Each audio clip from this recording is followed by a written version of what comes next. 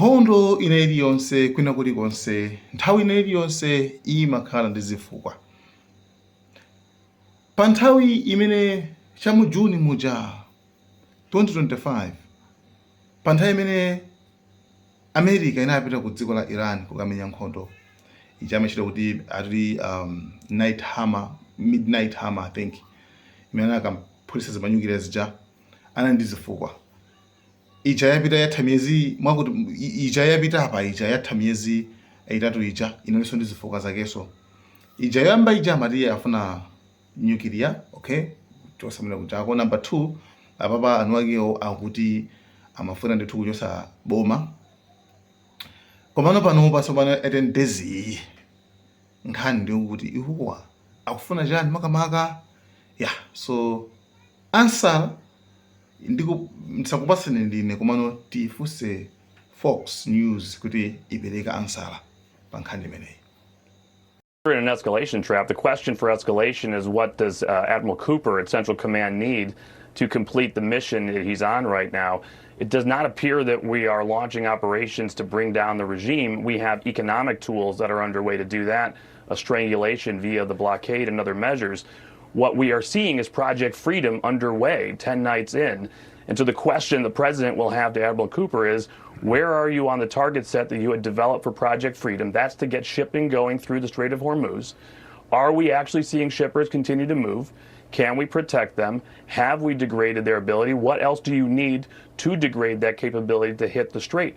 I think that's the president's focus, because that's what we need for the oil markets, and that's what we would need to bag all the wins of Operation Epic Fury. Yeah, nkhani yaikulu ndi nkhani ya pa Strait of Hormuz.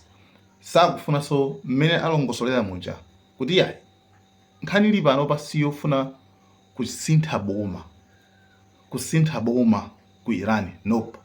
Nkhani ili pano pa ndiyongofuna ndithu pa Strait of Hormuz basi patsegulidwe bwinobwino, pakhale ufulu wonse, anthu azenda pa bwinobwino.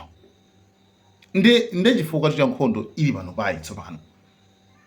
Nde tikakhala leo tsiku namba 10 limene America ndi Iran still akuponyera nabe mabomba.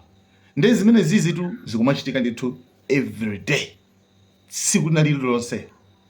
Sometimes zimakhala ngati kuti isilake zongobwereza nde maybe timathango khala kaichite pe ndikumalolera kuti zatere koma timakhala tupanga track tikuyang'ana kuti okay America yakaponya, okay Iran yabwezera, America yaponya, Iran yabwezera choncho. Nde sometimes vangogwesa kuti ubwera yaponya yabwezera. So actually tikuyenera kudiga kwambiri, tikuyenera kuyang'ana chilichonse chimene chili surround, you understand chilichonse chimene nkhani ikuyendera. So lero ndi tsiku namba 10 ndithu limene ndithu America still ikuponya mabomba ku dziko la Iran, komanso Iran nayonso ndithu ikumabwezera kumaphulitsa ku maiko amene ali kumene kuti ma American ziko. Timvane pano kuti nkhani yake sikuti ikulimbana ndi ma Gulf countries ngati iwo kuti pali udani una wake pakati pa iwo ndi Iran. Nope. That's why mupeza kuona kuti nthawi ya maliro Supreme Leader Ayatollah Ali Khamenei zinapeza kuona kuti ma Gulf countries onse ajawa amene akumabomba awasewa aja. What happened?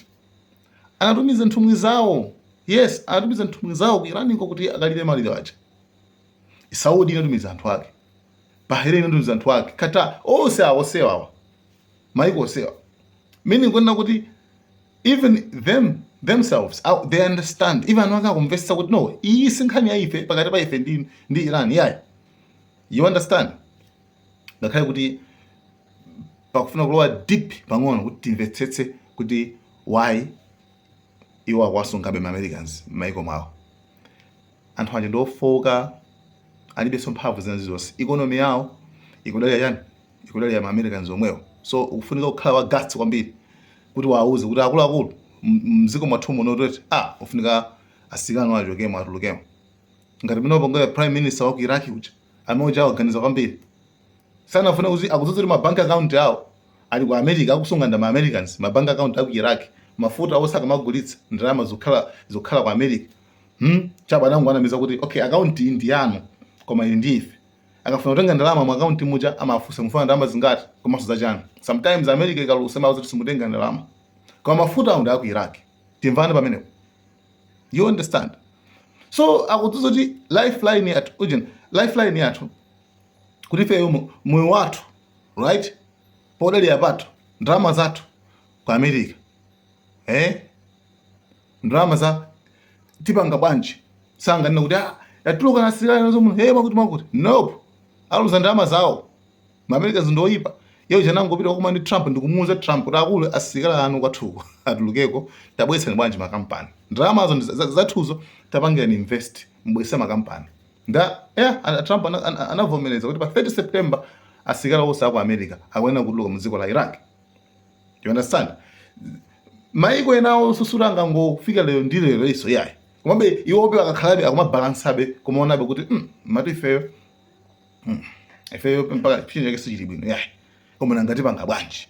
That's why pamakhabe communication. That's why muona bekunzo even Abbas Arakachi foreign minister wa dziko la Iran amaendera maiko amene achawo Peter kukambirana bwino nkubwerako after waziso kupolisa koso abere kugira ngamdo kukatako ja UAE akambira njakoso koma understand kuti nokusi mu geopolitics mu ndale za international anthu jama ama invest sana pali ma agreement amene anasenana kalikalero amene bana basudeza ngangofika mwa apo ndi apo model ndizo pupum sizingateke. So zopeza kwenda kuti tinakamba za JD Vance, right? JD Vance anayankhula mwa clear kuti akuluakulu komatu pa Strait of Hormuz sizingateke kuti titengelepo force, sizingateke pazakhalabe kuti pali chiopsezo pamene champana kalekale. JD Vance anayankhula zimenezo koma still tiwona zoti pali mu boma la America muli anthu ouma mitu kwambiri. Pete Hegseth, Trump, anthu ouma mitu amene akakamirabe kuti ifeyo Irani mukapulisa ujeni mukapulisa ship imodzi ife ndi kuti tizikutani tizikumene 10 times akuyankhula zimenezonso. Iran's been given every opportunity to negotiate, to show that they're reasonable on the Strait of Hormuz. But if they're going to shoot at commercial shipping, then we're going to hit them, as the president said, 10 times harder, which every night we're degrading them further and further. And the president has all the options necessary. If they want to talk, they can talk. Otherwise, they can deal with the War Department, and we're prepared to do that. Okay. So, kuyankhula kumene akuyankhula awawa awayankhula ngati anthu awayankhula zoti osati ngati anthu koma ndi osaganiza kumene. Vice President JD Vance akuganiza kwambiri akudziwa zoti no izi sizingatheke kuti pa Strait of Hormuz patengera dule mphamvu by force by fire sizingatheke koma awawa kuti ayi tipanga tikumenyani bona musasiya mashipi sizingatheke. Iran even lori kwena pano lori yapulisa mashipi aku UK. Shipping lanes, the UK Maritime Trade Operations Agency said a tanker in the Strait of Hormuz was struck by an unknown projectile off the coast of Oman. Iran, meanwhile, said it stopped 2 oil tankers in the strait after explosions triggered major fires on board. It described the vessels as non-compliant and insisted on its right to defend itself militarily or by diplomacy. Strait of Hormuz, you understand? Mashipi kwambira dzuloso Iran still ikupulisa mashipi majapo. Koma nkhani ili apa ndinena kuti nkhani ndimene amafunsana pa Fox News kuona zoti chabwino zidakha panapa mafuta kwera okay zikusokonekera. Koma no, the thing is kodi amene angaluza apa kwenikweni ndi ndani? Nde ma statement abo yanena kuti ya nkhani kuti Iran inazolowera mavuto inazolowera basi inazolowera pamene ma Americans wa mavuto zavu zikuwavuta kwambiri sana azolowere. So Iran izikhala mene kukhaliramo ilibe nazo ntchito tendi zimenyanani and boots on the ground sangabwetesa asilikali pa ground chifukwa like akudziwa soka Israel tikabwetesa asilikali zona ife sifuna kusintha boma tikabwetesa asilikali ku dziko la Iran no amene ndi sikagwira samenechi. Ndinaona political analyst wina oku America amene anayankhula kuti chimene chikuchitika apa nchonena kuti a Trump akupanga miscalculate, komanso a Trump nkhondo akuiona akuionelanga kuti iwo ali box muna makeso. Iran nkhondo ikumenya mwa reality. Okay, nanga this mangoti Irani tinaipasula, Irani inaluza, Irani ilibe neve, Irani ilibe mabomba, Irani ilibe mangoti zonse zokungoti ilibe. Iran has been very, very badly damaged. They've lost everything almost militarily. They've got very little left. They've got some missiles. They've got some drones. They don't control anything. So we'll see what happens. Koma still turn the background and hakupera. Turn the background mashiva akupaulisira. Turn the background Irani kubwezera. Koma at the same time tukumvaso Irani tinaitere. Uyu akukhala ma dreams, ma fantasies. Akukhala mumalingalo ena yako kuti amene sali owona. Awa akumenya background zili background. You understand? So nkhani ndimeneyo kuti dziko la Iran palo castle linaona kuti ngati zizoti mfano mabombo sewa tumuponya apa kuti pange force ife kuti tipasiye pa Strait of Hormuz mukunama. Inapa mukunama apatipana. That's it. Mungembekezera chani chino kuchoka dziko la Iran. Anthu kuti saopa kufa. So zizingobwedela zomwezo. Koma nkhani yakulu tonse tamvana pano kuti America nkhondo kumenya apayi akufuna pa Strait of Hormuz. That's why akuphiza kwambiri tizi mupasiye.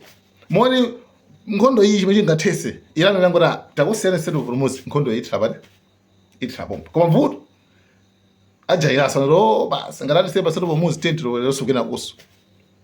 Koma no target ya Americans pa Strait of Hormuz. Guys, thank you so much. Malawi cameras.